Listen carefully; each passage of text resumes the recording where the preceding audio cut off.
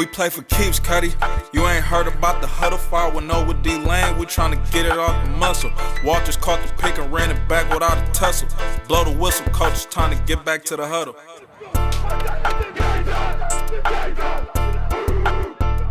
510 Huddle. We back. It's been a long time. But how you doing, D-Lane? Man, I'm doing great, baby. What? It's been like a month and a half. What? Maybe 2 months. Let's do a quick little updates, Lane. So tell them about what you're doing with Laney. Oh, I'm coaching the DBs up there, man. I got the corners. Me and my boy, Coach Mafi. Just trying to get the young boys right, man. Did spring ball. Just ended probably a week or two ago. DBs. I think we had like 6 turnovers, probably in the first spring game, and that's in the second one. I think one of our DBs had another pick, so. They doing right. Definitely not where we need to be. Got a lot of work to put in, a lot of things to get corrected, but I'm looking forward to the challenge, man. Most definitely. Oh, yeah, definitely. D-Lane, he be texting me when we get the big-time recruits. So you doing? That's what we in right now. We're in recruiting season since spring ball. I'm in recruiting. Yeah, all right, out there. And yeah, man. And just update y'all me real quick. As y'all know, I work in tech.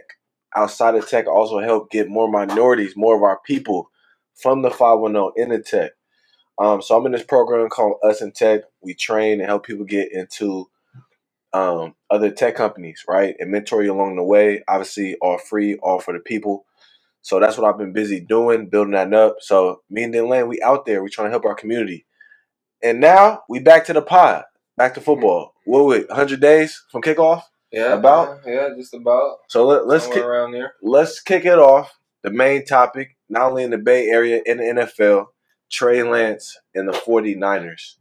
So, what's your overall thoughts with the Niners, as you know, selecting Trey Lance? And actually, let's take a step forward. What's your thoughts with the Trey Lance versus Jimmy QB battle? I feel like Trey Lance Zach Wilson was my favorite quarterback, most talented quarterback. I feel like coming out, he was my favorite. Besides, the overall opinion with Trevor Lawrence. I like Wilson, but I always believed that Trey Lance, after watching the kid, I believe he had the highest upside. But I also feel like I feel like Wilson fell into the worst situation as far as with the Jets, but they did give him a little help. They drafted a Odell kid, Bay Area kid, Elijah Tucker, I believe. They drafted an O-lineman to get him some help, but I still don't like the Jets situation. But I do like the new coach with Robert Saleh. But I feel like Trey Lance fell into the best situation out of all the QBs, and one of the main reasons why I feel like that is because he actually has Jimmy G there, a guy. Okay. So I'm not high on Jimmy. I've never been, especially on this pod. It's been recorded. It's out there. I'm not high on Jimmy, but he's been in the Super Bowl. Can't knock that. Only a handful, only 2 guys a year go to the Super Bowl, so it's not many that can even say that. He know how to lead the team to a Super Bowl and how to lead them all the way, just not to get the job done. So I think I think Trey can learn some things from Jimmy, man. So I see Jimmy playing half the year. If he starts the whole year, that means Jimmy did his job correctly for the year. But I definitely see him being a bridge quarterback, either a year to half a year. So let me ask you this then. So Trey Lance, as you know, he played 1 football game in 2020. We won't really count that, right? Yeah. Is it a good thing or a bad thing for Trey Lance coming from FCS not to play football for 2 years? And I understand what you're saying, right? I was thinking about this too. And again, I'm glad I'm not in the coaching position. Yeah. Are you? Should the Niners consider that at all? Make sure. I think with the Chiefs, what they did with Patrick Mahomes, he played the last game of the season. Yeah. So if Jimmy's doing his thing, do you believe Trey should get as many reps as possible? What's your thoughts on that? Because to me, overall, the question I'm trying to get here is 2 years with no football for Trey Lance good for the long-term success of the team, or should the Niners be doing whatever they can to get back to the Super Bowl this year? Okay. So before I kind of fully answer that, one thing I kind of want to combat his playing experience with is, why was Mac Jones so highly touted and they damn near played the same amount of games? He played so last year he played 12 or 15 because they got a playoffs. So he played 14 games to get to the championship and win the championship in 2019. I think this year they played 1 or 2 games. So he ended up in his career playing 15, 16 games. Mac Jones in his career ended up playing 17, 19 games. I just want to comment on that. I would say the difference is, of course, the Mac talent. Jones is going against the best teams. Of course. We've seen him play against all the best teams. And not only in his own conference, Ohio State, Clemson. So the two best teams outside of the SEC. So I'm just saying, as far as to be an elite quarterback, though, he still doesn't have those reps. I'm just saying, he doesn't. Rep-wise. Rep, right? Talent for sure. Yeah. He's doing that better talent. I'll say this: when Mac Jones first practiced with the Patriots, right? He had it with OTAs. I'm pretty sure speed of the game is not as crazy as adjustment as it will be for Trey, right? That's all I'm trying to say. Just because of the now, for instance, right now, D-Lane, you played FCS, right? Yeah. Was there a slight difference when you played, South Stephen F. Austin or Oklahoma State? There was a difference in speed, for sure. Yeah. And that's what it is, just at every level. Yeah. You feel me? From high school to junior college, every level is just the speed of the game. Yeah, speed of the game. So that's why that's why I want to ask that question again. Deep dive into it. Should the Niners chase a Super Bowl now, and Jimmy G's playing hot, just play him no matter what? Or for long-term success, play Trey Lance because 2 years of no football might hurt his development. And not only that, he's coming from the FCS. Yeah. I think the best situation for the Niners to win this year and long-term is to sit him. I'm not a fan of playing the kid right away, especially if you only if you don't like playing right away? Only if it's not a guy ahead of them. Like, they have a true bridge. They don't have no bum. They don't have like a Blake Bortles or somebody like that being his bridge. But Jimmy can get the job done. We've seen what he can do, especially when they're healthy. They're bringing a fully healthy team back. I forgot who I heard. I think it was Coward or probably Middlecoff, one of those guys. I'm not so as far as the speed of the game change for Trey Lance, I think it will be a difference, but they ran a heavy pro style offense. I think West Coast offense at North Dakota State. And I know in his pre-draft, pre-combine work, the Niners had him. They had his quarterback coach working them out, doing some West Coast system dropbacks and West Coast system concepts and whatnot. So I think he's familiar and he'll pick it up quick. They say he's I think they say he was the smartest kid in the draft. But damn near, that's what a lot of them were saying. A lot of the scouts. But I believe he fell in the right situation. But I still believe he needs a city year. I think he needs a city year. He got to do something crazy for Shanahan to be like, all right, I'm about to play him right away. He got to blow Jimmy out the water for them to be like, all right, we're gonna play him right now and take the struggles with, because they still got a window. They got a little window because they bring, like I said, they bring everybody back. I agree with you from that point, and that's a good perspective. Like, yes, he is coming from SCS, so give him a time to understand everything, get his flow right. Don't throw him into the fire, and that's a good point. But I would just say this: the only quarterbacks that sit that year and that were good, right? Aaron Rodgers had to sit behind. It wasn't Jimmy Garoppolo. It was fucking Brett Favre. Pat Mahomes didn't sit behind Jimmy G. I will also say Alex Smith is a better quarterback. Alex Smith, who had the best season of his career and was making the playoffs consistently. But I'm just saying, don't you think they're about equal, right? Jimmy G and I would say Alex is better because of this. Slightly, but Alex never took a team to the Super Bowl. But he's consistently made the playoffs. With two different teams. No, I'm not. Jimmy G was terrible last year. The first game he played against the Cardinals, he healthy. Was hurt mostly last year. Not the first game against the Cardinals. I'm just saying, at home. I'm talking about overall in the season. So that's what I was saying. I would say this: if Kyle probably, just say Jimmy G's that Alex Smith category when healthy. We'll put it like that, right? Even though health is a big part of Jimmy G's problem. I mean, I don't think if Jimmy was never hurt, I don't even think they would have got this aggressive for a quarterback. They would have waited until that time. Yeah. But with all that said, I think I'm worried about sitting Trey Lance because I believe the best way of learning, and especially in today's NFL, is playing. And like to your point, he's been on a center, so he doesn't need to learn to get snaps on a center. He has that. That's a big transition for even Power 5 quarterbacks, right? Second, he's been running a similar pro-style offense. So for him, it's just probably more verbiage than actually like turning your back to the defense, right? A lot of quarterbacks, if you go from Oklahoma, you've never turned your back to the defensive play action, right? Something Baker excelled in last year, but probably had developed more, right? So I believe with Trey Lance, the learning curve, yes, he's coming from FCS. I don't want him sitting 2 years. I want him in live game action, strict only because he doesn't have to learn shotgun. He doesn't have to learn the Like style so offense. you're saying 2. I don't believe he got sit for 2. I said it can't even just. It has to be until Jimmy starts fucking up. Yeah. No question. Let's take a step back. Let's take a step back. I'm the 49ers. I'm the 49ers.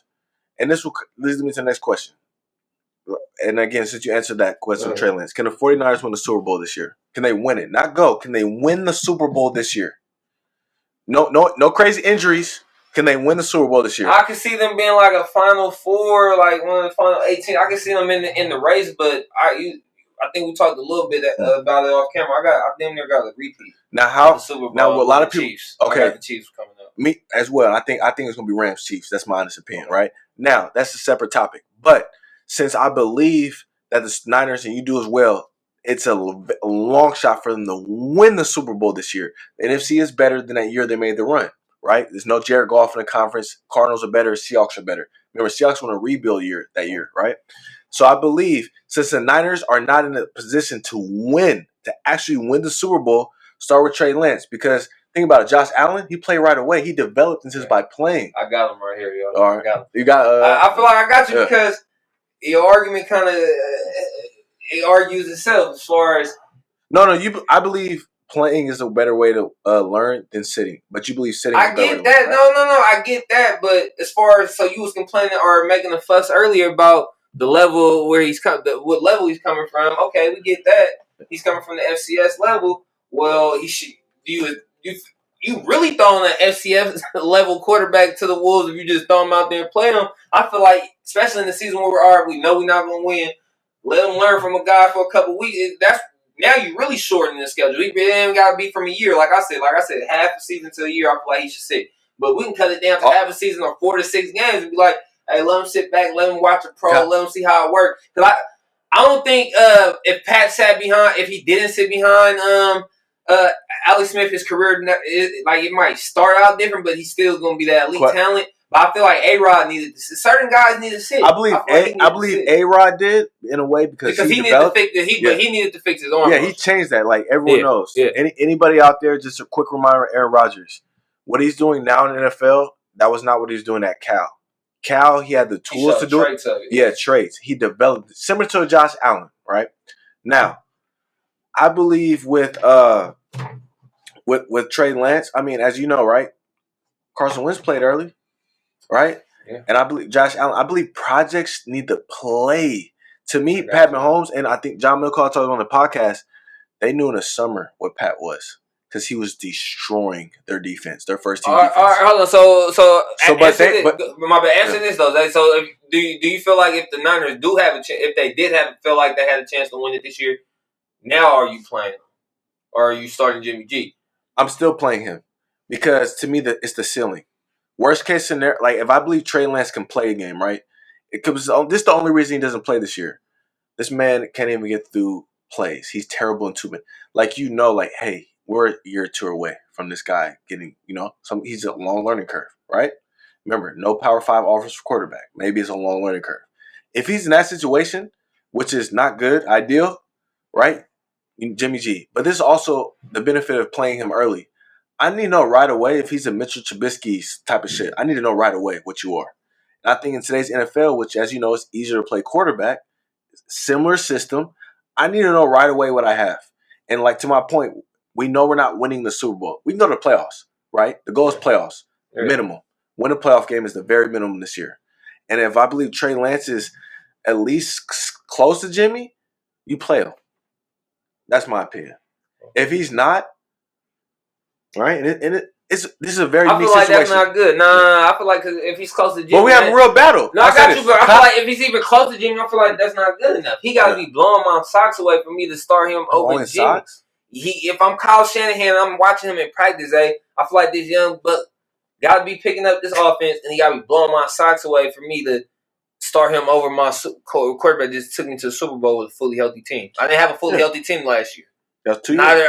Nor was my quarterback healthy last year. So the last time I seen my quarterback and my team healthy, we went to the Super Bowl. Why would I start a kid out of the FCS unless he's blowing my socks away in practice? I got you. So let's end the argument with this. Kyle Shanahan, we just announced it is a QB battle. Yeah. Who wins it? Honest opinion right now. Who wins the QB battle? Who's QB starting week 1? Because it's a QB battle. It's not Jimmy G's not leading with the ones. They're splitting reps. Legit QB battle. Who wins? Yeah. So if they're giving him a fair shot, like I said, I feel like I don't know. Like I said, if I'm Kyle, I feel like it's the same thing. If I'm Kyle, I feel like the kid has to be blowing my socks away for me to start. I'm gonna say the competition. On record, who will be starting week 1? I will go with Jimmy G. If I'm the coach, I will go with Jimmy G. No. You believe Jimmy? Who's gonna win a QB battle? I'm gonna go with Jimmy G. Trey Lance will be starting week 1. That's my prediction. And I'll say why. And like I said, I'm not. I'll say why. You can say why. I just say I'm not mad because if he does, because like I said, I believe he has the better talent for sure. But go ahead. And that's my point. Jimmy G in practice won't ever wow you. He'll just have a good day. Completed passes.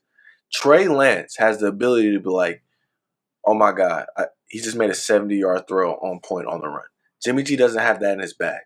So if I'm seeing Trey Lance is hitting the easy passes, and let's say he doesn't hit everyone, so often he hit 50-50 hits those, he's playing week 1 for me.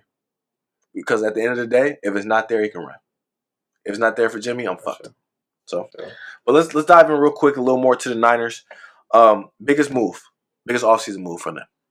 Trey Lance. Really I think we're same there. Yeah, Trey Lance. I just want to say thank you, Niners, for having the balls to pull it off, and I sit back and. I would say that too, yeah, because I was hearing I didn't want to see Mac Jones. That was too vanilla. I didn't want to see that. And honestly, let's be honest, if Mac Jones wasn't a fake rumor, what would ESPN and Fox talk about for the draft season? Right. That was the number one topic. And also, I want to say this: a lot of people are saying about the amount they gave up. If you're trying to win a Super Bowl, to me, and you think you have a franchise quarterback, it doesn't matter what you get up. There's franchises that have been here for 40 years that have never had a legit franchise quarterback. For example, the Raiders. We've never drafted a true franchise quarterback. All right? So, Derek Carr, but he hasn't won a playoff game. Yeah. Next question. Favorite draft pick? Aaron Banks. That's from folks. That's from folks. Right? Bay Area, 5-0? Yeah. You want to tell Cerrito? Tell me what you know about him. I played with I ain't played with him because he's under me, but I played with his brother Lamont. I know his family, his mom, Miss Teresa, and everything. That's auntie. She used to own Dream Course in Hayward. Been there. Yeah, so that's folks. That's little bro. I seen him and his little bro since they was kids, little short, stubby ass. Can you answer this question with me? So, as you know, he's from Hayward, right? From the Hayward. So, Hayward. For those who don't know, Hayward. I don't care. I say I got expelled from Bancroft 7th grade and went to Bret Hart in Hayward for 8th grade. Yeah. And I've seen a lot of people I went to school with tweet at him. Did he used to be like Little Aaron? That's I seen people saying you probably know Lamont. You probably know his older brother that played basketball. He had hair. He likes him. Yeah. He around Ish in them class. Yeah, I know he's talking about. Yeah, and he's actually younger. He's actually my age, but he was. I know of him. I don't know him. So so he probably he was just like his little brother that was around all the time. But big boy, he was the biggest lineman in the draft. He played basketball.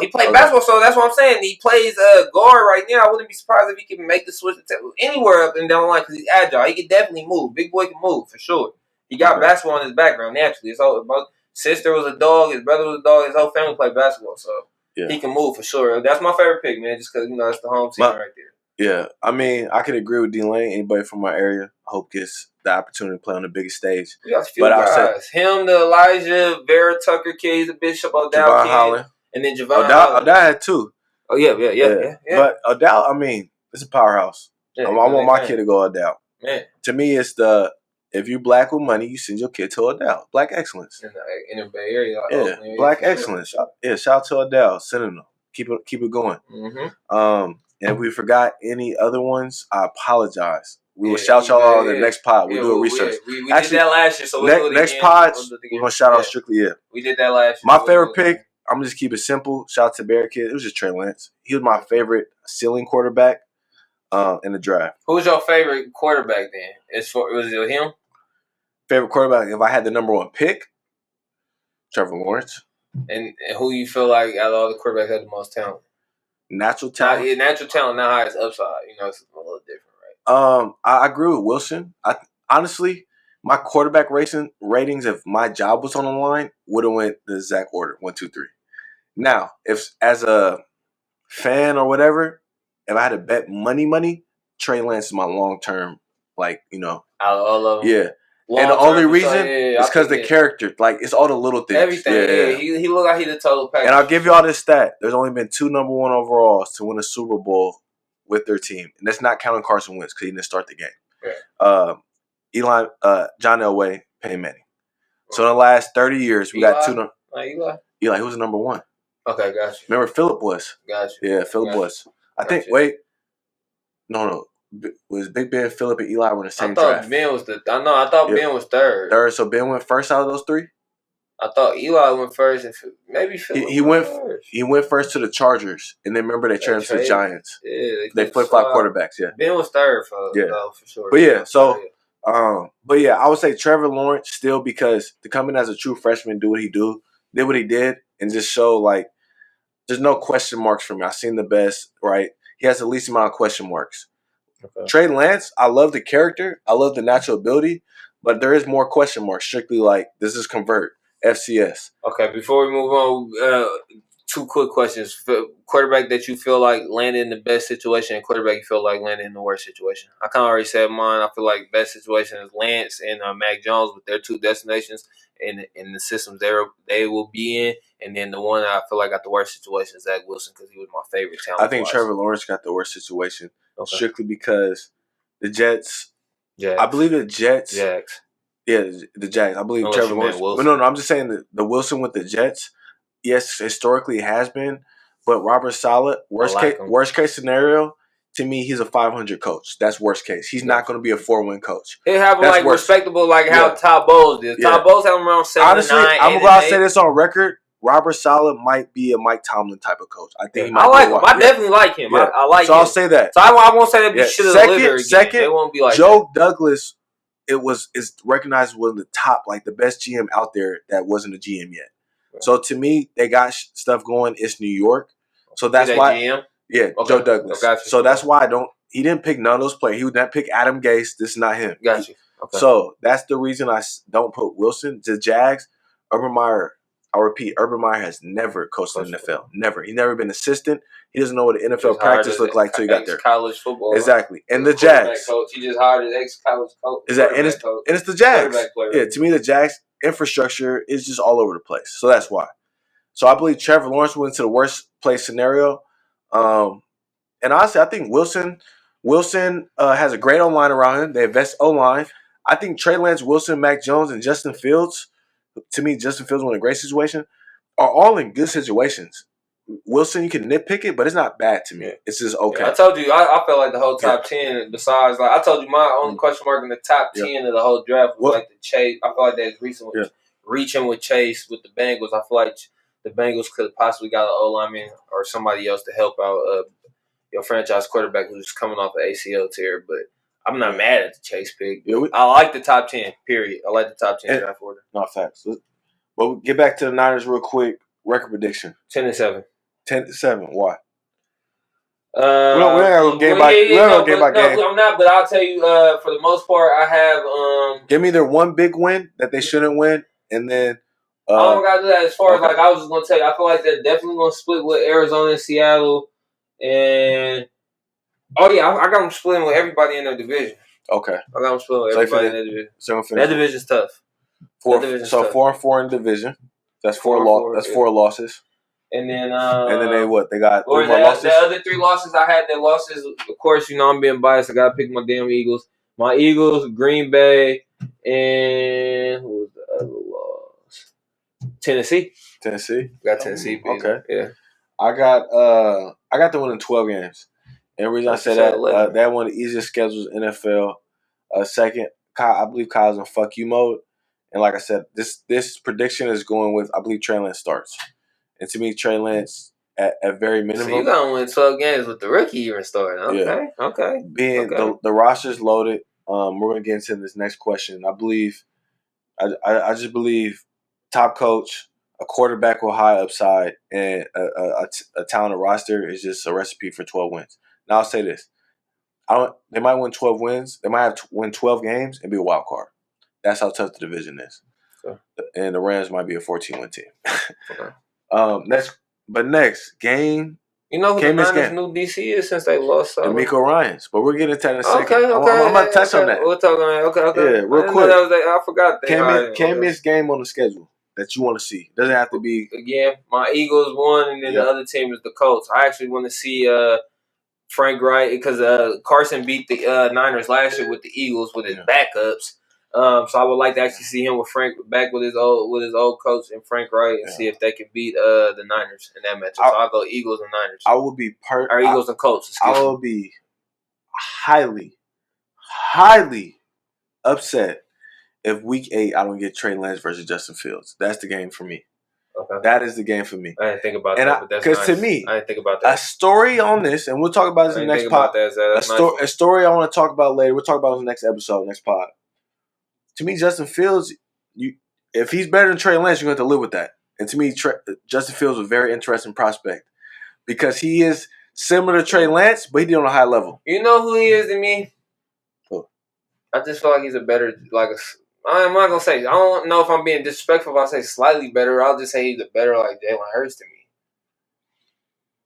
Slightly better, stronger arm. That's a nice comparison. Built right, run the 4.5, 4.6. I like His that. arm's not super great, but he got a nice arm that can make all the throws. His arm's a little better than Jalen, I think, especially outside. I don't know. I just feel like he's slightly better than Jalen Hurts. Yeah. I don't have a comparison for him. He got a big arm. He can run. And he got a fuck you attitude. So I'm excited to see how he play. Okay. I don't know. And I like him. I like that fit. I like that fit. I like him in Chicago. I feel like that's the franchise type of guy. And they're ready to go. I hope he pans out. I hope he pans out because they're another franchise. And to your point. Have they ever, besides McMahon, right? Man, they've never had a franchise quarterback. Yeah. Nope. I'm excited to see all these quarterbacks because we're going to know right away. Outside of Trevor Lawrence, and again, they still have some weapons. I'll say even him. We're going to know right away with these quarterbacks, at least what they got. So I'm excited. Definitely. But yeah, that Bears, Trey Lance. If Trey Lance ain't playing, fuck you, Kyle. That's all I got to say. Last question. Did you give us your can't miss game? Yeah, Bears versus the Niners. Got you. Okay, go ahead. Last question for the Niners. We'll move on to the real 5-0 Raiders, even in the LA base. But biggest question mark going into the season for 49ers. What's one thing that could derail their season? I got two, and it's not really derail as far as the DBs. The DBs for one is for me for sure. I still feel like they haven't really found a true lockdown corner and a reliable safety. And then the quarterback play. How does that quarterback situation play out? Hey, if I was a Niner fan, I would cry if this happened. Jimmy G's tried he looks like he did week 1, and Trey Lance is a bust. That would be killer. Hey, you got no draft picks. so you know what? But I just can't see him You know what though? It'd be messed up. No, it'd be messed up because your draft picks, but you wouldn't be in the. Jimmy took you to the Super Bowl. Like we said, we just both agreed that he's not the guy you can win it with. So let's say Jimmy's just playing average, looking like regular Jimmy, and they say, all right, well, hell, that's regular Jimmy. Let's throw the kid out there, see how he goes. He's a bust. Not to cut you back off. To regular Jimmy, trying to find somebody that's a little better. True. Not to cut you off, but I'll say back this. in the same boat. Teams that lose the Super Bowl, it is no intent for future success. The Raiders, last time they won a playoff game, they lost the Super Bowl. Okay? No. Let me just go through the list, right? The Rams lost the Super Bowl, haven't got close to it since. Okay? Name me a team that lost the Super Bowl that got close to it. The only one to me, recent memory, is going to be the Chiefs. LOB? Oh, they Chiefs, won. Right? They won before that, right? Yeah, but Chiefs. Majority of teams that lose. Denver won before that. No, Denver lost and then won, right? They lost the LOB and then won. But again, that was a little different. A year after, they lost they won. They lost the LOB. I think the next season went by. They didn't go, and then the next year. The defense was still loaded. Yeah, the defense still loaded. They beat the Panthers. Peyton was on his last legs. Exactly. Then the Panthers lost the Super Bowl when the last time they got close to it. So you see what I'm saying? Yeah. So I've been arguing with Niner fans. I don't want to hear 2019 in the NFL. So they've been they've been in the Super Bowl twice in the 2010s. Someone said that they lost 2013 and 19, right? Yeah, John talked about it. They lost 2 Super Bowls and they sucked the rest. The last it is like count the last 20 years. If you just look at the records. Now, John Harbaugh had them humming for 4 years. Playoffs, good playoff games. I mean, that Giants-Niner playoff game was legendary. I love that. I'm not even a Niners fan. I hate the Niners to my family. I'm an Eagles fan. My family love the Raiders, but you see what we got there. I enjoyed watching the Niners when the Harbaugh era. Me too. Physical football. Yeah. Run the ball. Oh, Seahawks 21 personnel all day. We running the football. Willis and Bowman hitting her. I was not missing a Seahawks Niner game. Yeah. Oh my God. Best defensive performances Crab, Sherman. since damn near Ravens, Steelers, early 2000s. That was the best we had, right? I love that. Yeah. So, but anyways, yeah. So I say that I don't want to hear 2019 anymore.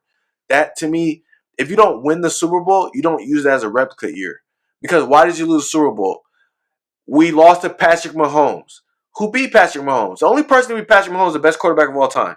You beat him in the AFC Championship, beat him in the Super Bowl. So if I'm the Niners front office, how do we beat Patrick Mahomes? We either get Tom Brady or we get a motherfucker that could do close to what Pat Mahomes could do, and that's what we're betting on with Trey Lance. I got you with that. So that's all I'm saying. I feel you on that. I feel you on that one. Uh-huh. And to me, even let's just say the Chiefs don't go. I can't see y'all being the Bills and Josh Allen. Let's say the Bills don't go, right? The AFC is disgusting. I think the Niners got the offense.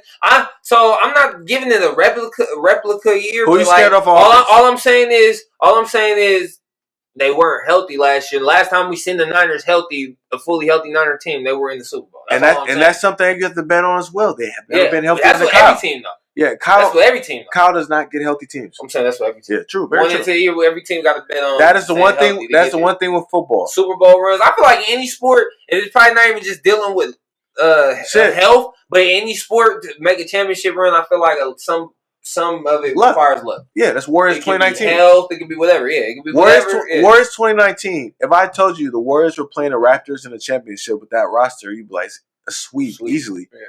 But Clay and KD hurt, so what? Yeah. But yeah. For me to answer the question, the biggest weakness to me is the DBs. We know what Mosley is. Mosley is a starting corner. They re-signed him too, right? Yeah. Mosley is a number 2 corner. Nothing more, nothing less. Solid 2. Right? Solid 2. As you know, you get mad at him all you want. Mosley was part of that route that lost y'all the Super Bowl.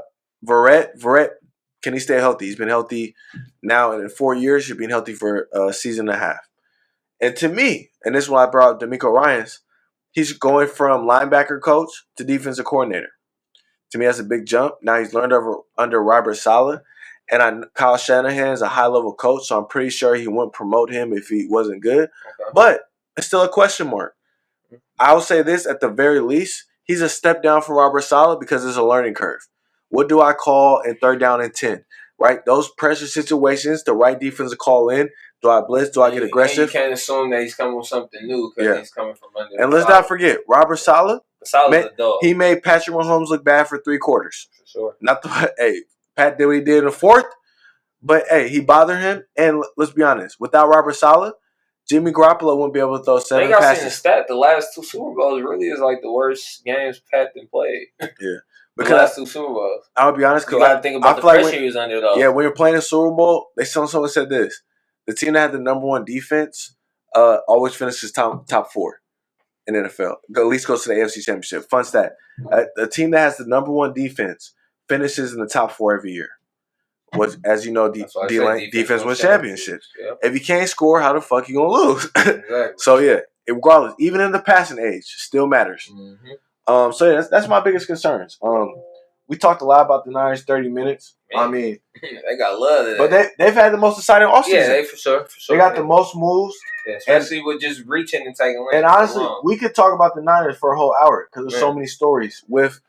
Kyle and John Lynch, what they've been doing. Yeah. John Lynch just had a story. He opened up about how his first draft was terrible with Solomon Thomas and Reuben Foster. And I also heard that Lance, but I heard differently afterwards in the draft. I heard Kyle actually wanted Lance, but I actually was hearing at least leading up that Elway, I think, wanted Lance, and that Shanahan wanted Mac Jones. I think that's what I was saying. So this is, I guess, the true story. Obviously, it was Trey Lance all along, but this is for people to understand. Let me just tell y'all about draft boards real quick. When the draft process starts, let's just say it's January, okay? These NFL coaches aren't watching college like a scout, okay? They just get in the tape. Season's over. Now, the Niners season ended a little early, so they watch tape a little early, okay? First thing they're seeing is who's going to help me immediately. A coach wants to know who's going to help me now, right? A scout, a GM's, you see my cat. Sorry about that, y'all. But a GM, they're going to be like, who's going to help me now and in 5 years? That's how a GM thinks, okay? Kyle, off the bat, Matt does everything I need him to do. Pretty much, he's Jimmy Garoppolo, but always accurate, right? John Lynch, he's first off the bat, Trey Lance, he can help us beat the Pat Mahomes. And then Kyle said, wow, you're right. And then it was Trey Lance since February. Mm-hmm. The initial January off the bat scouting, I like Mac Jones. But for 3 months, it was Trey Lance no matter what, unless like he gets picked by the Jets or Jaguars. And I think it was after the draft that I was kind of hearing something like that along those lines. As far as I think they said that it was Trey Lance all along, and that they started getting stories that they liked the Niners they was linking the Niners to Mac Jones. So they said they just ran with it to keep the other teams from trying to jump up and draft. Yeah, because you don't. That's how it works in the NFL with the draft board. Yeah, they try to jump up and see. So the Eagles did the Giants. The Giants wanted Devontae. If you're Joe Douglas and you're like Kyle Wilson, right? The thing with Kyle Wilson was he only had one good season. If you're Trey Lance, right? It's a lot of variables. Yeah. So, but let's move on to the Raiders. This cat, man, what's up, man? Keep going in and out. It's cool. I'm gonna leave it crack for a second. Let's move on to the Raiders, man. First question off the bat. They've had a full offseason. They're in desperate. They have to make the playoffs this year. So, what was your favorite move of the offseason? Gus Bradley. Ooh, I like potentially that. Though. Okay. Potentially. I like his background, especially his defensive background. His spending time with LOB and those boys up there in Seattle. So, and y'all got some pieces that can fit within that system, especially a guy like Abrams. I'll talk about it in a second as far as draft pick wise, but I like the safety you guys got as well out the draft. So I can see Abrams playing that fake Cam Chancellor type role within Bradley's system. So I think that's the best pickup for you guys so far. Biggest move so far is potentially, as long as the guys buy into his system and everything pans out. I didn't think about that, and I think I'm right there with you with Gus Bradley. I think the Raiders haven't had a good DC. I mean, since I've been alive. I'm dead ass. Like, since I've been watching Raider football. I watched my first football game at 5 years old. I asked my grandpa what that yellow line was. He said it meant a third down. That's when my love for football started. So I have never seen this with DC. Yeah. But I'll say this. Along Gus Bradley, and I'm glad you said it, to me it's very simple. I'm not going to overthink it. It's Yannick Ngakoue. Immediately we got a pass rush help. Immediately. Oh, y'all got him? Right, yeah. Okay. And I believe with him and Max Crosby come off the edge, Farrell, we got a lot of D linemen. We're going to play fast. And I believe that's immediately in this conference with Patrick Mahomes, Herbert, you need a pass rush or you're fucked. And then just kind of an honorable mention, again, to piggyback Gus Bradley. And I was thinking just a little deeper and overthought Gus Bradley. The staff Gus Bradley brought with him. Brought with his linebacker coach and his DB coach from the Chargers. And they came with him throughout his whole career. These two position coaches are the ones that helped develop the Legion of Boom. Okay. They went to the Jaguars. Yes, Gus Bradley flame out as the head coach of the Jaguars. Yes, but they developed one of the best defenses in the NFL. They developed Miles Jack. They helped develop Jalen Ramsey. They were in the room helping pick these players. Mm-hmm. And I guess Gus Bradley read an article that was really encouraging. And to your point, for a great pickup, he was a full force into drafting the Legion of Boom, to drafting the players with the Jaguars that had that AFC Championship defense, and to drafting the players with the Chargers. He banged the table for Derwin James. As you know, they picked Kyle Murray from Oklahoma. He's one of the best pass coverage linebackers in the league. So he develops talent. Melvin Ingram, Nick Bosa, right? Bradley develops talent, but also his assistants. He had the same assistants since the Seahawks that stayed with him. Okay. So that's my honorable mention. That's always good when you have that continuity. And as you know, someone that plays football, for the average fan out there, your head coach, he's like the CEO. You talk to him in the beginning, and you talk to him when it's a wrap. Okay? You rarely talk to him when you're playing. The second person, your coordinator. Your coordinator, you're going to know him pretty well, good enough. But your assistant coach, your skill position coach that you're working with every day, that's the person texting at midnight. That's the person you text, you too drunk, need a ride home, okay? And so that's how assistants are extremely important with developing talent on any level. As you know, I'm pretty sure to this day, you text your assistants. Hey, I can't tell you how many text messages I done got from our head coach Beam and our defensive coordinator on getting on my ass about finding a corner in this recruiting class. Like, we need one bad, CB1. We need a CB1. So Yes, sir. yeah, those guys are on my ass every day about that. What we got? Fair draft pick, Raiders. How you say his name? Trayvon Moore. Yeah, Moore. I think the like, H is silent. H is silent. Yeah, okay. Moore. I definitely like that kid. I'm playing with him on Madden. So I definitely like him. I can see him playing like that Earl Thomas type role for you guys. You'll have playing that post, and you got Abrams coming up in the box playing that box safety type role for you guys. So that's my favorite draft pick. Yeah, I mean, the pick off D-Lane, he was my favorite as well. To me, he was my favorite safety too. Yeah, and, I mean, you see the analysts, everyone, he's one of the most complete safety prospects to come out in a while. Did y'all trade up to get him, or y'all just landed? No, we traded him. We traded up. Okay. And we got lucky, as you know, Javon Holland and Richie Grant were the first two safeties. Okay. I guess Trayvon had a back injury during his pro day. He's fine to go. As you see, he's participating in OTAs. It was just minor. Some teams got scared. As you know, back and knee, once you hurt it, you low-key fucked. So that's why they're nervous, but he's good to go. Yeah. But my not to be redundant, a secret pick I really love their third round pick in Malcolm Kuntz, I believe you say his name. Mel Kiper was talking about him back in February. Reason I knew about him, he had the most pressures and the most sacks in a 2-year span in this draft class. And to me, there's two things that I really like about his physical traits. He had the second longest arms for pass rushers.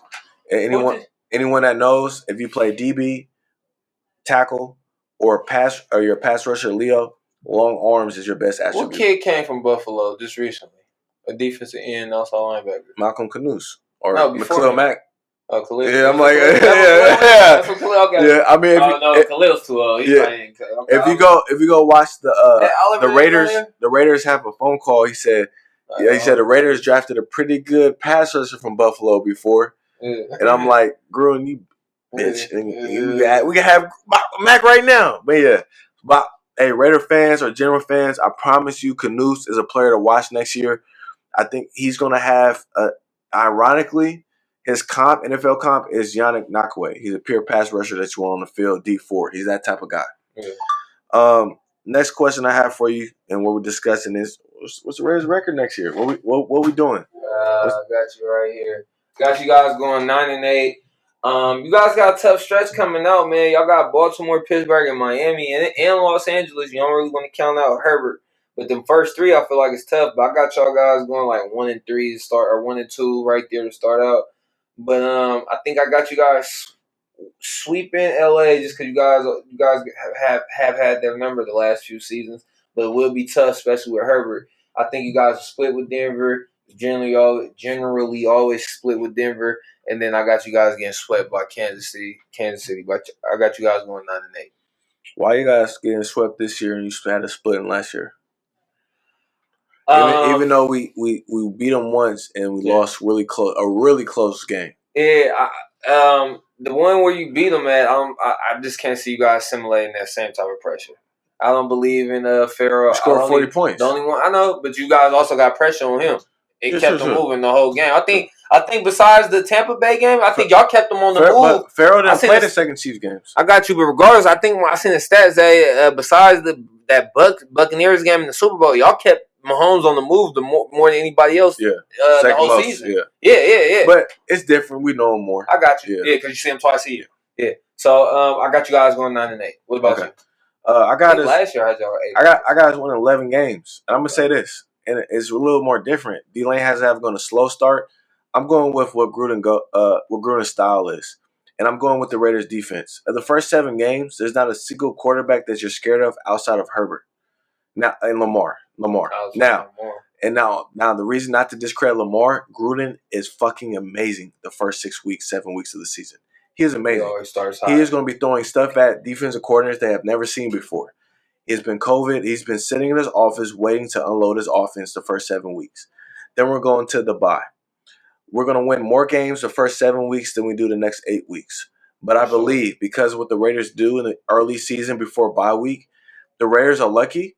we have our bye week smack dab in the middle. Yeah, I like that. No team, if you ask any player, any coach, any GM, they want their bye week in the middle of the season. That nice breath, you can see where your team is. It's right before the trade deadline, so if you need to make any last-minute trades, you have a clear look at your team. It's perfect. You can't ask for a more perfect bye week. NFL blessed us.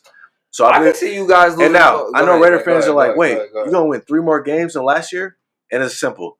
I believe the offense is going to be a number 8 offense. It's going to be a top 8, top 10, but I believe it's going to be in that 5 to 8 range. And I believe the defense, because of Gus Bradley and additions we added, is going to be in that 15 to 20 range. That alone, to me, is 3 more wins. And we think about it last year, the Miami game, Charger game, and you talking the Bills, the Bucks, we led to the fourth quarter. There's literally 3 games we left out there because terrible, absolutely terrible defense. Not okay defense, just terrible. I believe that could change this year. So it's bold saying win 11 games. Miami won 10 games last year, right? So I believe we can win 11 with a competent defense. Okay. Not mad at it. Yeah. Okay. And partly is being, I believe John Gruden is going to give everything he has, and his reputation is on the line this year. Chucky is on the line. Yeah, Chucky is on the line. I got Chucky somewhere later in the next couple. Can't miss game on the schedule. Eagles again. Both my Eagles play both the local teams, ex-local team with the Raiders. I'm trying to get to a damn game. They Texas. Yeah. I need to get to Philly. me and D-Lane was talking about for the pie. I was like, hey, you got to pay $800 and you hit your head on the ceiling. For me, it's Lamar opening week. Cause we're gonna see what the Raiders are. Another game, Eagles, Baltimore. I mean, one as a fan, who doesn't want to see Lamar? Lamar, Patrick Mahomes, Russell Wilson, Josh Allen. Those are players you pay for at any time to see. Mm-hmm. Second, we're gonna know what the Raiders are week 1. Baltimore is, outside of 3 years, my whole lifetime is in the playoffs every year. So it's a playoff team. You just said something real key. What? You just said something real key, Zach. If we don't know anything about your team after week 1, we're going to know how tough they is. Because them mugs right there, they run that rock for 1. And for 2, y'all done had the off-season. We know how it is when every level you play at, when you know who you playing week 1, you scouting for week 1 damn near the whole summer. We're going to see what Gus is week 1. We're going to see what Gus and that defense talking about. We're going to see if y'all got some balls. For real. Opening night in Vegas. Yeah. Monday night? Yeah, we're going to see. Yeah. We're going to see. If I find a reason, if I can find a way to get there, think about it. For 2 tickets, I'll have to spend $1,600. Man, I'm trying to get them a damn stuff. They asking for rent. It's not Cali rent for sure. That's nothing down there in the South. But for can't miss game, it's not on there for me. But another one, not really. I can't. I can miss it, but I need you guys to win it. Cause I'm talking my shit versus the Dallas Cowboys. Y'all better beat them damn Cowboys. You know I'm a Cowboy hater. I don't like the Cowboys. No. I got y'all losing in New York though. I got y'all beating the Cowboys. Oh no, we gotta beat the Cowboys. But I'm worried about them lining us up. They always got offense. Gotcha. Biggest question mark going into the season for the Raiders? For me, it's real simple. I'm not overthinking it. Defense, this and that. Can Gruden finish the season? Okay, first year he won 4 games, rebuild. Second season, we're like, oh shit, this is Chucky we know. 6-3 to start the season, fall off. Last year, oh shit, we beat the Chiefs, we beat the Saints, primetime, we're winning big games. Can't win the end of the season. Can Chucky finish? It's simple as that. Can Chucky finish? The last 2 years, and as a Raider fan, I'll be honest, I won't know what my team is till after the bye week. Gotcha. Because I've been bamboozled 2 years in a row thinking we're in the playoffs. Like we're going to the playoffs. Yeah. You know what I mean? At worst case, we're wild card. And so it's especially last year when we had that. I think we both put y'all in there with the added playoff game. Yeah, we did. The added playoff team. We did. And the same thing as this year. It's the added playoff game. It's 8 teams in. So to me, Chucky, can you finish? Simple as that. Can you finish? Okay. Mine is kind of half, and this is where I kind of touch on Gruden. Mine is half of what I kind of talked about earlier.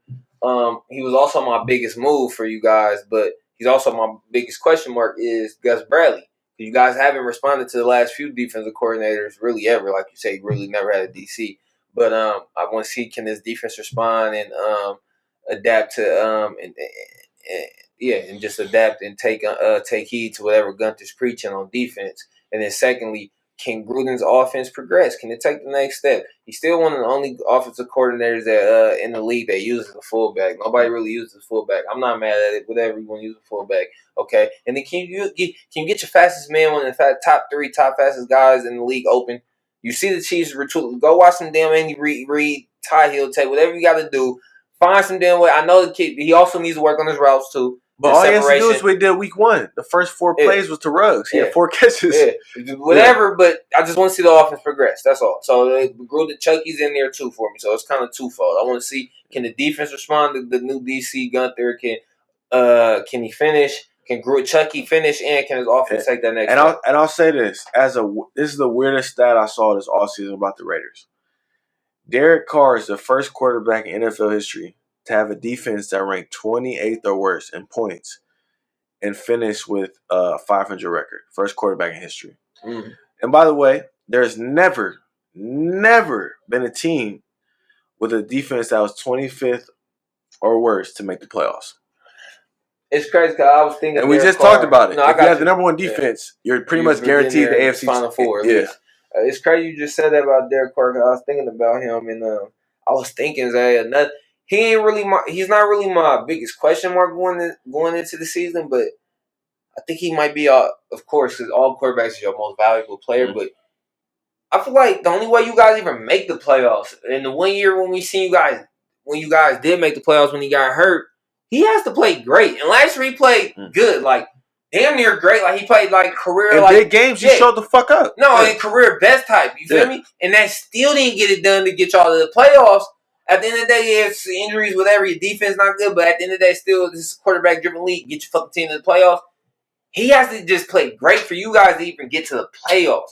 That's why the pressure's on him to deliver and for your defense to even be the second half. Man, don't put it all on Carr, but defense, do your part. The Raiders defense of 2016, right? We always talk about Carr's 2016 season. But I'll take they were number 1 turnovers, and they were 24th overall. 24th overall. I'll take that. That's That's how I get So to me, I was like, wait, if he just gives Carr a defense that turns the ball over, we win 12 games. Literally, just a defense that turns the ball. Not good in points or nothing. Just turns the ball over. Now look like, wait, in the years that we were bad, right? Let's just say like that in between year after 2016, up until last year, he didn't have any weapons. So you're like, wait, no defense, no weapons. You want me to win everything? Right. I'll be honest. I've been a critic of Carr.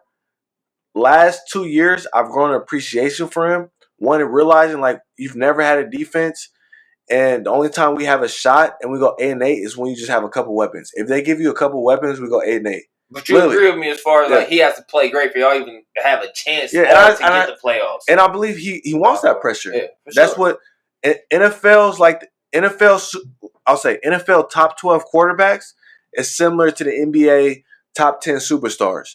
They're consistent every fucking year. You know what you're getting. You know if Carr's on his A game, you're getting a top 12 quarterback. Now, we can debate all day top 10, top 8, but you should get a top 12. Right? And in all honesty, there's only really 15 starting quarterbacks. The rest will be cycled out. Gotcha. Let's move on to some of the news cycles of late. One of the big ones, Julio. I'm going to ask this in 2 parts. One team that you think he's going to go to, right? That there's rumors, legit information on them that you would like to see him with. Just, a legit team. I believe we have Patriots, Titans, Niners, Raiders, and Chiefs as the all rumored couple, right? I believe they said Titans, Patriots, and 49ers are the front runners. And then one team, regardless, doesn't matter who they are, they might have no connection that you like to see them on. The perfect team. For fun, and I think it's already for fun. Yeah, for fun. I'll say this team for fun, and I think it's already for fun because some of their top players literally have to restructure their contract for him to even come. Is AZ with him, with D-Hop, AJ, and Christian Kirk, and all them. So for fun, that would be nice. And then like legit rumors to him. I don't know if this team has rumors to him. I got 2 teams for legit teams that have rumors connected to him. One, the Titans for sure. I think that'd be nasty. Him, Derrick Henry, AJ Brown, that'd be nasty. Potent attack, help Tannehill out even more because they lost the security blanket with Jonnu Smith, so he just needs another guy out there. That'd be nice. And then I'm not sure if this team has connections to him, but this team wants to do anything to show Aaron Rodgers how much they appreciate this man, that they want this man to stay, and that they want to give him a legit chance to compete with Tom Brady, who's freaking who's been harassing my guy A-Rod on Instagram. I don't know if you've seen it. He been poking fun at my guy. He been getting about down. The golf. Yeah, about the golf. But he throwing his shots. He been throwing slick shots. So give my guy the best chance to win, man. Go get Julio. Packers, if you're listening, if you want to keep A-Rod and make him happy, go get Julio. Pair him with Devontae, Aaron Jones, and the crew. Oh, my God. That'd be nasty. So also, I'll say the Titans and the Packers for like teams that's connected to them. That. I'm not sure what the Packers are, but if they want to keep Aaron Rodgers, their franchise quarterback, they need to get that man. I like your AZ pick for fun. I didn't think about that. That'd be a nice matchup. Yeah. For me, I put Titans as a team that could really pull it off. Like you said, fun. I think it'll be fun to watch too, but also they can pull it off. They have the cap space. And to me, they need to find a way to be better than the Colts. Right, some type of edge. I think with that move, they could have an edge to win that conference. Gotcha. Colts are the only real threat in that. And I like the Colts. So we'll talk about them later, but I like them. Yeah. As a team. Now, most fun to see? I'm going to keep it quite honest. Let's put freaks with freaks. I love to see them with the Seahawks. Oh, my God. DK Metcalf, Julio Jones, Tyler Lockett in the slot, and Russell Wilson, the best deep throw quarterback in the league. Oh, my God. Hey, I just see Russ like, I don't know who to throw the jump ball to, DK or Julio. Oh, wait, there's Lockett for the slant. Both blown by guys. All three of them, really, yeah. And then if you're the DBs or DC in that conference, usually Seattle, it's like some Warrior shit. Y'all got me fucked up. Pick your poison. What you gonna do? Who you gonna leave open? Can't leave Lockett open. And then it's even Lockett in the slot is cold. And you see how Julio is. He really loves to mentor receivers. So just him on the team, DK is gonna get even better. Mm-hmm. And we've only seen the very beginning of DK. That's another story. So I love to see the Seahawks. Okay, but they don't have the cash. Do you agree with me though? As far as like do you feel like if the Packers want to show they appreciate it, they need to handle that. ASAP. No, exactly. And honestly, Devontae Adams and Julio Jones together, that would be probably. I mean, we'll have to go back and really look at the record books, but that might be the two best receiver duo we see for sure. Top of mind. Reggie Wayne and what's his name? Reggie Wayne, Marvin Harrison. I mean, this year we had Mike Evans and Goodwin, but that's still different because Julio and Devontae are number ones. True. Oh, yeah, true. Not only number one, they're top five. Yeah. Goodwin, you can't say he's top five as by himself. It's cold, man. It's cold. Yeah, Reggie Wayne, Marvin Harrison. I mean, the old niggas are old as shit, but Tim Brown, Jerry Rice. I mean, it was cold. But they were old. They weren't in their prime. It's towards the end, back end. So, yeah, best duo. And let's dive into A-Rod. Since you're seeing the Packers. Yeah, I was just gonna say, let's stick with A-Rod. Do you think simple question? Is he playing quarterback for the Packers week 1? Simple. Yes or no? And why? The only reason, like, I would like to see him go in a dream scenario so he can go pair with a better receiver. But when you really take a step back, if you're A-Rod, even if you're A-Rod, if you really take a step back, it's not a lot of situations out there that's like where you look at them like, oh, I'm in the championship game next year without removing their franchise quarterback already. You feel me?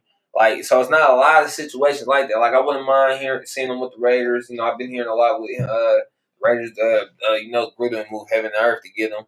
I heard the same thing for D.Y. I'm not sure after with the legal issues. If Gruden feels the same way about D.Y. Yeah, we'll talk about him in a second. But as far as A-Rod, I'm gonna say he's back with the Packers because I believe the Packers do what's right, which is take care of that man. Like I said, I think an easy way to take care of him, give him some money and go get Julio. I think that'd be the best, fastest, quickest way to take care of him in their relationship. I don't think, like I said, if A-Rod and the team both just take a step back and they're not ready. If they were ready to throw the kid in, they would already got rid of A-Rod. They're not ready to throw the kid in. So make it right. Make it right for A-Rod. I agree with you. It's real simple to me. If I'm the GM, I'm going to get fired if Jordan Love sucks. Okay, it's a wrap. I won't be here with the team. You might not even get a full season. If he sucks year 1, you're out, you're gone. Exactly. Yeah, you're gone. And it's real simple. If I know I have Julio Jones, Devontae Adams, and a happy Aaron Rodgers, I'm top 4. No matter what, I'm in the NFC Championship next year and have a shot to win a Super Bowl. Right. The goal is to win fucking Super Bowls, not go to the playoffs every year. The goal is to win a Super Bowl. Playoffs is nice, keeps the fan base happy, but the goal is to win a ring. Okay? A-Rod's back with the Packers. And to your point, the only logical team that could trade with him is the Raiders. Even the Broncos, right? Let's say he goes to the Broncos. I don't like him. Again, if he goes to the Broncos, again, Aaron's going to have to approve that, by the way. That's it. If I know they got some weapons with Hamler and that Sutton and Judy, but I still don't like to me, it's like this. Aaron Rodgers is saying, I have a better chance of winning Super Bowl with the Broncos than the Packers. And I would disagree. Yeah. I'll disagree. Too. Especially on the defense side of the ball. Exactly. No, the defense with Fangio is going to be top 15. He's top 15. But the offense is taking a step back. I feel like they're taking a step back on both sides of it. Yeah. So, yeah, exactly. And so, to me, it's like, A-Rod. So, all right, let's say you go to the Raiders. You're betting on them having a top 15 defense for the first time in 20 fucking years. And then you're betting on that you're going to be Patrick Mahomes. You know, it's just a mess. Yeah. So, to me, the only clear outlook, and then I'll say this, the big story to me that Aaron Rodgers probably is going to be back to Packers, all five starting, the five deep, all five receivers that are going to make the roster no matter what, did not show up to OTAs. They no-showed. What you mean, for the Packers? Yeah, for the Packers. Devontae Adams. Even Jordan Love? Except Jordan Love. No, I said the five receivers. Oh, okay. I thought you said Jordan Love thought he's going to work with the ones. I thought you said quarterback. The Packers had assigned receivers day of OTAs, so Jordan Love had people to throw to. Oh, wow. Devontae Adams, no show. Marquise Stanley Sterling, no show. Funchess, no show. Santanius Brown, no show. Lazard, no show. Wow. Aaron Rodgers in Hawaii as we speak. So they no-showed. They're not working out with A-Rod right now. Just, hey, we're on spot. No, Aaron Rodgers is in Hawaii, and they're with their trainers. Right. So to me, that's the biggest sign. I'll be there with my quarterback. Yeah. So to me, it's like them saying my quarterback's not there. I'm not going to be there. What are they going to do? All five getting traded with Aaron Rodgers? No, fuck, this ain't it. I'm leaning with he's going to be the Packers. Now next year, to me, I'll say this: his last year with the Packers. I'll say that. Yeah, next year. But I feel like if he doesn't win a Super Bowl, the only way he comes back, they gotta re him up. There's only one way he's back with the Packers. He wins the Super Bowl. That's the only way. I'm saying, but this year we talking. No, I'm saying 2022. I get you, but I'm saying for him to even play, he's playing this year with the Packers. To get that. But I'm saying to play this year, they gotta give him a bag. They gotta give him some. Oh no, I'm already assuming that. Yeah. No. The Packers are bent over saying, A-Rod, what do you need? Yeah. So. To me, at minimum, money and a player he wants. Yeah. That's the minimum that's happening. Yeah. But to me, I can say for a fact he won't be in the Packers 2022 unless they win a Super Bowl. So, okay. I feel like they give him the bag like a 2-3 year contract. I think he's there to finish the contract. I feel like I'll say this: because I believe he will stay. Once he stays this season. I believe that he'll be staying because they will be re-upping his contract for extended next 2 to 3 years. I believe that's his last contract he signs with the Packers. That's what I will say. I think he wants what Tom Brady did. We'll see. Like I said, even to compete with Tom, bro. Like if you really look across the landscape of the NFL, you're in the best situation, bro. You really just need to go get you another weapon, and the defense got to drop their nuts and show up. They got to show up. In crunch time, shit. They showed up. I mean, they did solid. Brady threw like 2 or 3 second half picks in that championship game, but they just didn't get it done when they kicked the field goal and they gave the ball back to Brady and let Brady kill the clock. Like you got to show up. You got to show up, man. So defense got to do their part as well. I think this is the last question we got, everybody. So D-Watt. What do you think will D-Watt be playing next year or not? I believe D-Watt will be on the commissioner's exempt list, which means he still gets paid to play, but he just has to, he's getting paid to stay away. He has to be away from the team and everything until his legal situations are handled. So, yeah, I think week 1, D-Watt's not playing. He'll be on the commissioner exempt list. What about you, Zach? I believe D-Watt doesn't play this season. And similar with AP had, excuse me. AP, yeah. I believe, because I guess his corporal is going to be sprung out. I believe D-Watt, even if for some reason it gets sorted out in the middle of the season, it's basic case scenario for him not to play, regardless. And in 2022, he'll either be – in 2022, this is what's going to happen. He'll be suspended for the year if he's found guilty, as he should be. You sick fuck. All right, I want to say that if he's guilty, he should be suspended for the year. Secondly, I believe he'll be with a new team because he's that talented. Just the NFL. Yeah, I heard. So 2 teams. I heard my Eagles and your Raiders. I heard they would move. I don't know about. I know the Eagles still, even with the legal situation. I don't know about since the legal situation came out how the Raiders feel. But I heard at one point both teams would move heaven and earth to get them. Yeah, and I know my Eagles still to this day. And if Raiders miss the playoffs this year, and let's say Watson sits the year regardless, I just think guilty or not guilty, he's not playing this year. It's just a sit out. The amount of quarterbacks the Texans signed is a clear indicator. They're like, hey, Watson's going to play this out in court. Not playing this year. Tyrod, I think.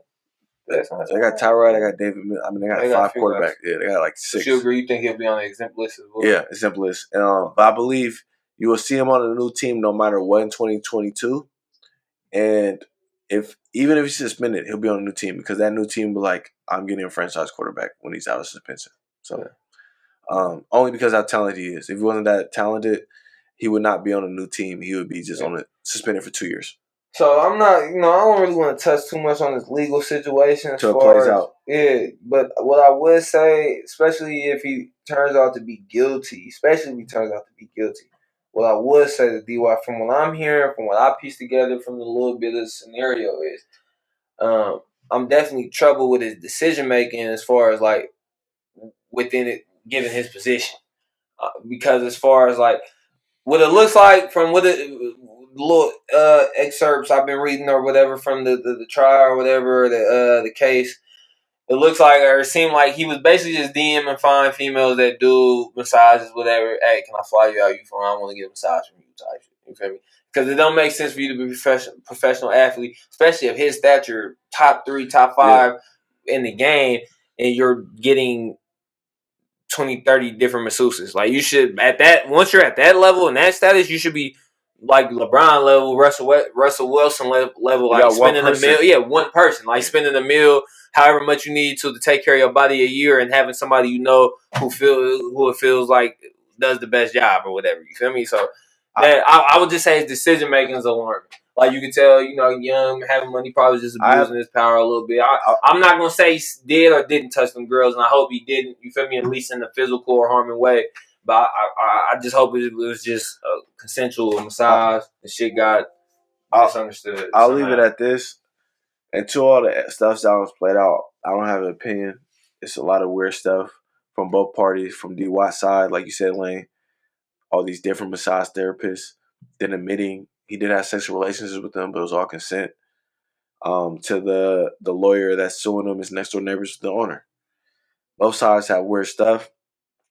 I'll comment on when it's after it's handled in court because it's too weird on both sides. It's too weird. Especially the lawyer that's been that delivered all the case against him. Yeah, Bugsby or whatever. He's supposed to be like a celebrity lawyer. He's showing some weird shit. I'm not with his smear campaign, but let's end it off real quick. Last two things we want to talk about. Single digits. What's your thoughts? Like it or love it? Like it or hate it? I didn't see Tom Brady's issue with it. I didn't understand his issue with it when he was mad about it. But I like it. It's whatever. I don't got a problem with it. I'll say I love it. Way to evolve. It's like college. I mean, it won't make any difference. If you can watch SEC on Saturdays, you can watch it. A lot of players you see, even a lot of new players, they even switch to single digits. I think it's messed up that the old players got to pay. Or go ahead, Zay. That's messed up to me. To me, it's like this. In 20 years from now, when young bucks are watching the old film, they'll be like, ew, Jerry Rice wore 80, Randy Moss wore 84. Yeah. When it's like, and every star receiver wearing 1 and 2 and 7 and all that. So that's the only time. But even then, it's like, look, different era. You know what I mean? We don't get on players that quarterbacks who wear 22, 21. We don't get on them. Doug Foley wore 22 in college. Who cares, right? Yeah. So that's the only downside, like you said, is some of the old players might get disrespected by young people. Like, you ugly. Outside of that, I mean, I like it. I love to see players. I want to see. I was actually gonna say I just feel like it's messed up that the players that actually choose to switch their jersey number this year got to pay out the inventory. Yeah. Like buy out the inventory just to switch their number. That's kind of messed up. Quick reminder. Y'all make all that quick reminder. Money. It's a business. Yeah. Y'all make all that money. You know you cover that tab, my guy. I think don't do the who players was like one of that. the person I wanted to switch? I think they said he got to play close to 6 figures, Jalen Smith, just to change his number from something to 9. He reached out to Tony Ramos, which is number 2, but I don't know why. Tony ain't never won shit in Dallas, but whatever. I'll be honest. If you're a star player or even a known player on your team, you're paying $500K plus to switch your number because of the amount of jerseys they made. You said, yeah. To me, a number ain't worth that. Coach, I'm in the league. The shield is all I care about. I got a shield on my chest. Yeah, I ain't changing my number. Unless I got it like that, like I'm one of them like LeBron level type cats, but I know I got it. And those are usually the quarterbacks. Yeah, usually quarterbacks. Or but like, you got it off field type wise through endorsements or whatever else. I'm not doing even defense, like Aaron, like we count on our hand how many defensive players could do that. Aaron Donald, if you want to, he could afford. Possibly, yeah. But even then, if you're Aaron Donald, know how many 99 Ram jerseys they made? He might have to pay $3 million. Yeah, he might. And if you want, and think about if you're a player, like let's say you got $100 million in the bank, $3 million is still $3 million. I don't care what you say over a number. Yeah. Like, bro, I could buy a whole other house with this money, and I'm just changing my number. So yeah. Last part we want to talk about. We know it's been a minute.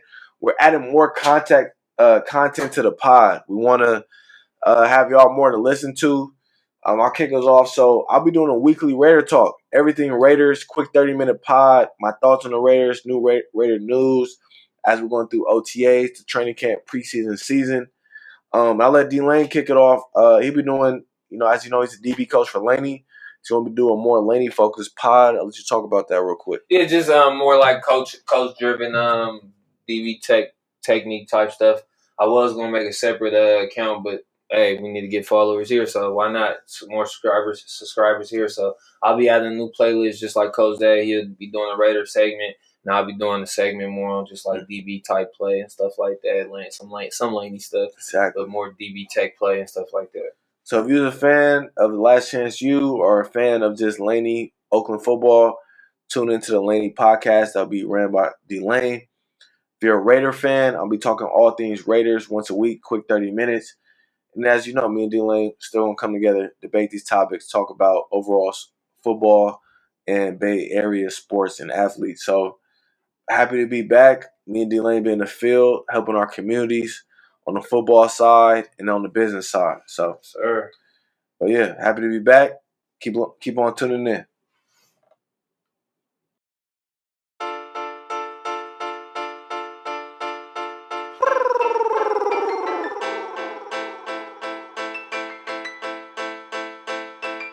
We play for keeps, Cuddy. You ain't heard about the Huddle fire with no with D-Lane. We tryna get it off the muscle. Walters caught the pick and ran it back without a tussle. Blow the whistle, coach is time to get back to the huddle.